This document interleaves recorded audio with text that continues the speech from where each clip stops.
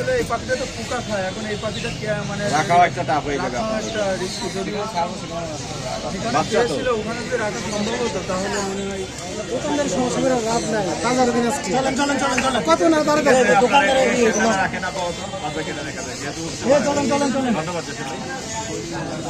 চলেন চলেন চলেন চলেন ও ইয়া কেন কই ময়না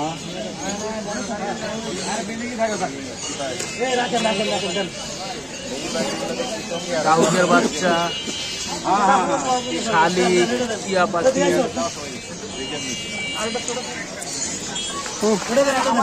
খাবারটা নিলাম না, খাবার নিছেন রান্না চল চল নিচে নিচে আরে ওটা না রান্না আপনারা চলে যান।